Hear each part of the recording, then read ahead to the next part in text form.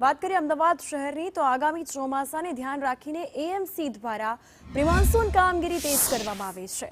શહેરમાં નીચાણવાળા વિસ્તારોમાં પાણી ભરાવાની સમસ્યા નિવારવા માટે કુલ 72,000થી વધુ કેચપીટની સફાઈનો પ્રથમ રાઉન્ડ હાથ ધરાયો છે।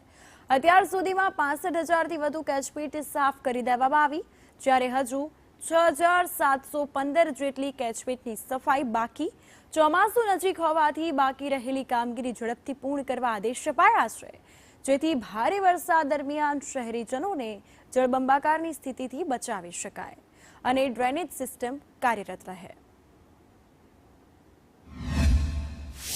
ચોમાસા પહેલા જ ભૂવા પડવાની શરૂઆતો થઈ છે અને ચોમાસામાં આ પરિસ્થિતિ ન થાય, ચોમાસામાં અલગ અલગ જગ્યાઓ પર પાણી ન ભરાય તે માટે અમદાવાદ કોર્પોરેશને અત્યારથી જ પ્રી મોન્સૂન કામગીરીના નામે કેચપીટ સહિતની જે જગ્યાઓ છે તે સાફ સફાઈ શરૂ કરી છે।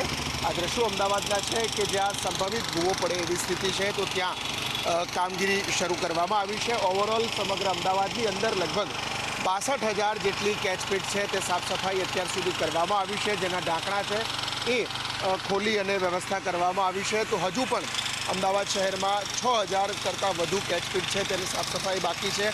આ એવી જગ્યાઓ છે કે જ્યાં સીધું વરસાદી પાણી છે તેનો નિકાલ થવાની વ્યવસ્થા છે, પરંતુ પ્રી મોન્સૂનના નામે માત્ર કાગળ ઉપર કામગીરી થઈ જતી હોવાના કારણે દર વર્ષે અમદાવાદના અનેક વિસ્તારોની અંદર પાણી ભરાવાની સમસ્યાઓ સામે આવે છે।